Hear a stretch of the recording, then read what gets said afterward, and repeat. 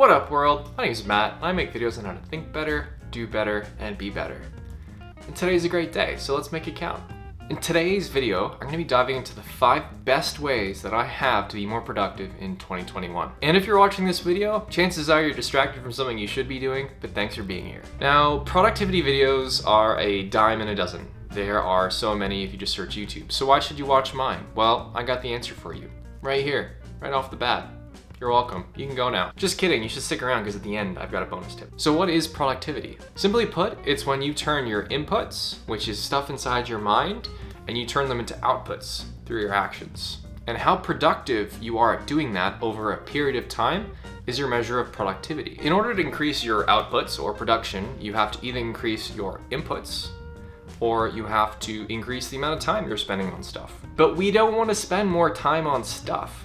So what can I do? Well, just get better with your inputs. And the better you get, the less time you have to spend producing.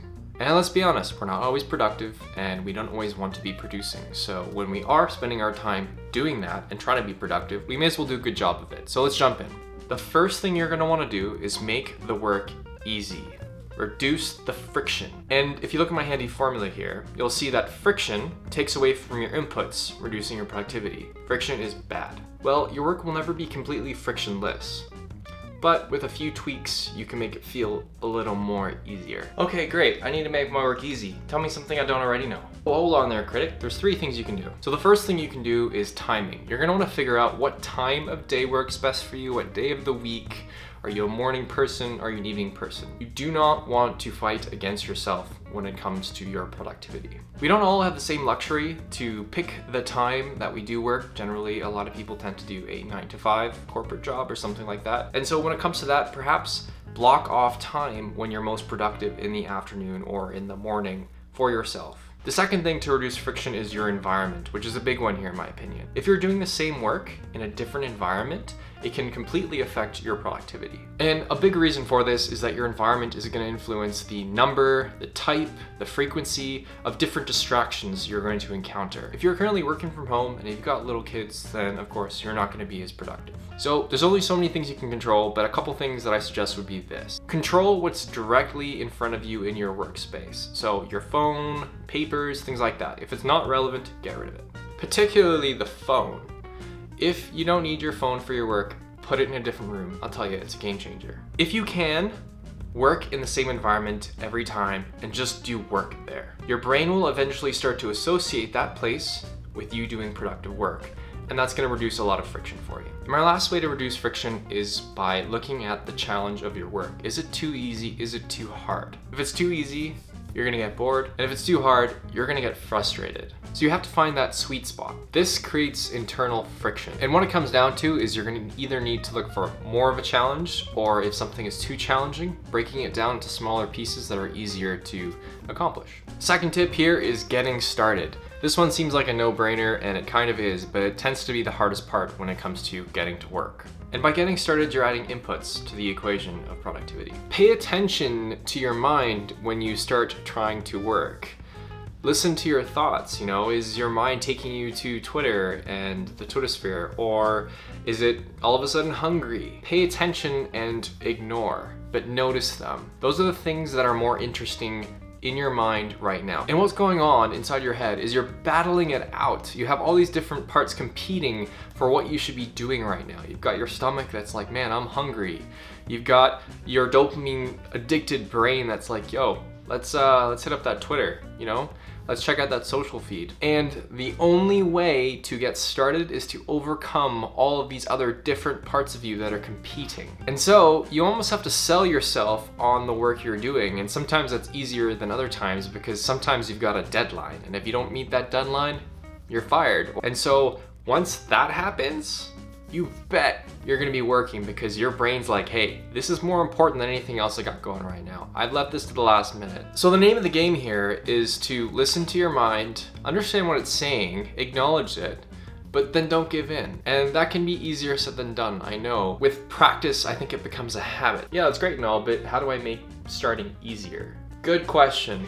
Startup routine. A startup routine allows you to overcome that initial roadblock when you first start working. A startup routine is a trigger or group of triggers that prime yourself to get ready to get to work. And it does this through associations. What is a trigger? Well, there is a trigger in sitting at your desk. And if every time you sit at your desk, you associate it with certain kinds of work, you're gonna do that work. And so your brain starts to build associations between those external things and then what's coming next. And it prepares you for it. It primes you. Eventually, when you do your startup routine enough times and you've built the habit of it, and you only do the routine when you're going to do your productive work, then it gets easier and you start increasing those inputs because you get better at it. I would equate a startup routine to a warm-up routine at the gym or before some sort of sports event where you want to get yourself into peak performing condition as quick as possible. And that's what a startup routine can do for you. The key thing here is to only do the routine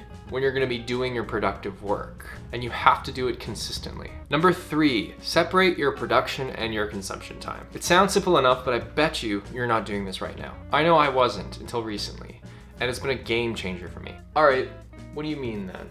Okay, so production is time that you're putting in to produce something. Something is coming out of you through your mind, your actions, something is being made. Consumption, on the other hand, is things coming into you. You're consuming information, you're doing something like watching a movie, things are coming in, not going out. So you're not creating. Now, I've recently taken to looking at these two things as separate tasks because the brain is doing different things when that happens. And because they're separate tasks, I've been experimenting with when I do which one. So picture this. This sounds like a regular day, I think, for a lot of people.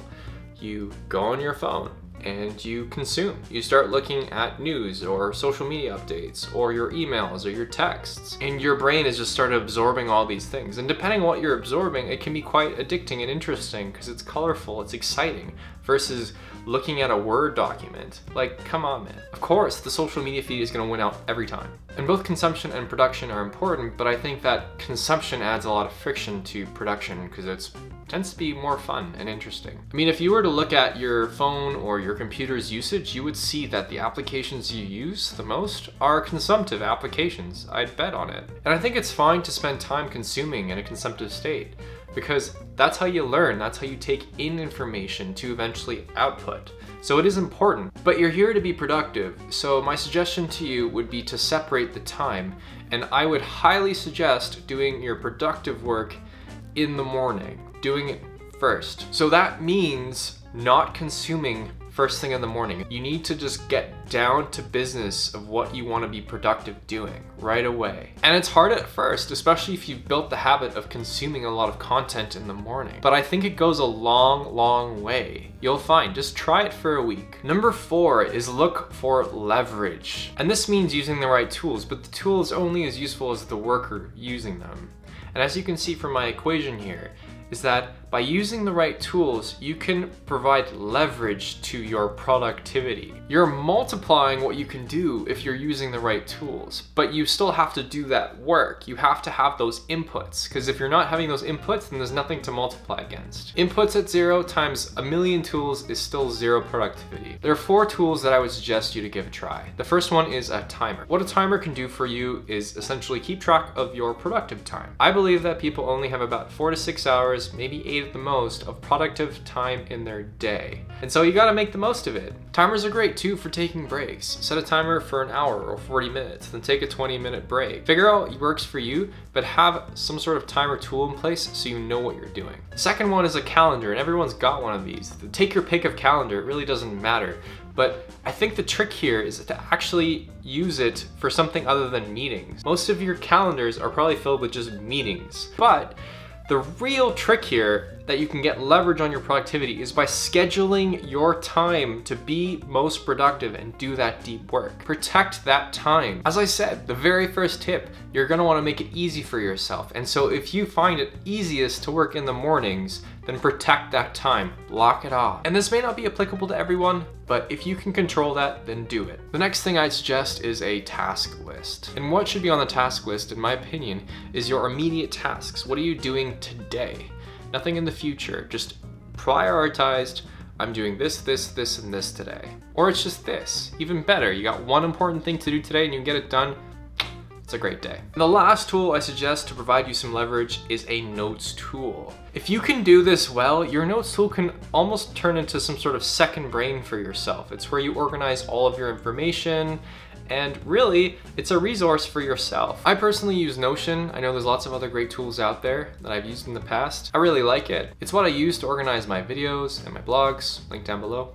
Check them out. Number 5 is take care of yourself. And I think this, out of all of the other ones, is probably the most important one because it is where it all begins from. And if you look at my productivity equation here, it's to the exponent of health. If you are unhealthy, it doesn't matter if you've got everything else. You can have the best tools in the world and you can feel like crap and you're not gonna get it done. As the saying goes, a sick person wants one thing, their health. And the benefits of focusing on your health compound many times over. I know you already know this, but sometimes you need that just gentle reminder to go and do something about it. And that is your permission. Go and do something about it today.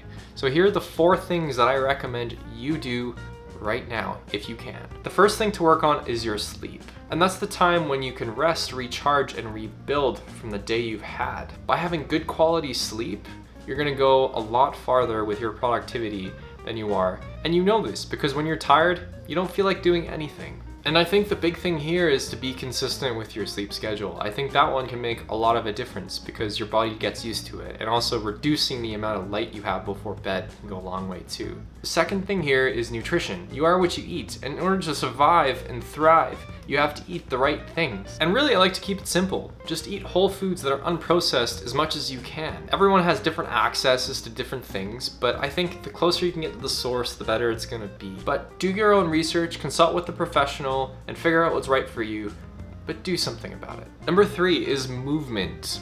Move every day, even if it's a walk, especially if you have a sedentary job, because if you're sitting all day, it's even more important. And even a 15-minute walk is a step, unintended, in the right direction of making a difference. Your body needs that movement and exercise to be at its optimum, so give it to it, and your productivity will because of it. Number 4 is hydration, and chances are you think you're well hydrated, but you're probably not. And the thing with water is it's not optional. You have to drink it. The amount that you should be drinking is probably more than you think, so talk to an expert. An unfun fact, coffee is very dehydrating. So while you think it's helping improve your productivity, and it may be in the short term, it's also dehydrating you, so offset that with some water.